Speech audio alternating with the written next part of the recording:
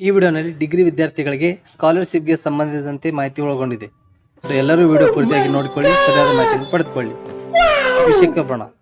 ವಿಷಯ ಏನೆಂದರೆ, ಸದ್ಯಕ್ಕೆ 2ನೇ ಸೆಮಿಸ್ಟರ್, 4ನೇ ಸೆಮಿಸ್ಟರ್ ಮತ್ತು 6ನೇ ಸೆಮಿಸ್ಟರ್ ವಿದ್ಯಾರ್ಥಿಗಳಿಗೆ ಸ್ಕಾಲರ್ಶಿಪ್ ಅರ್ಜಿ ಪ್ರಾರಂಭ ಆಗಿದೆ. 2024 ಮತ್ತು 25ನೇ ಸಾಲಿಗೆ ಸಂಬಂಧಿಸಿದಂತೆ ಆನ್ಲೈನ್ನಲ್ಲಿ ಅಪ್ಲಿಕೇಶನ್ ಹಾಕುವ ಸಾಧ್ಯತೆ ಕೂಡ ಆಗಿರುತ್ತದೆ. ಸೊ ಎಲ್ಲ ವಿದ್ಯಾರ್ಥಿಗಳು ಅಪ್ಲಿಕೇಶನ್ ಹಾಕಿ ಹಾಗೆ ಸ್ಕಾಲರ್ಶಿಪ್ಪನ್ನು ಪಡೆದುಕೊಳ್ಳಿ.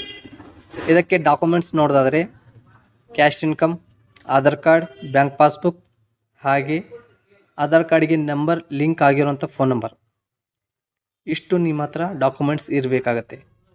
ಹಾಗೆ ಲಾಸ್ಟ್ ಡೇಟ್ ನೋಡೋದಾದರೆ ಸೆಪ್ಟೆಂಬರ್ 4 ಒಳಗೊಂಡಿದೆ.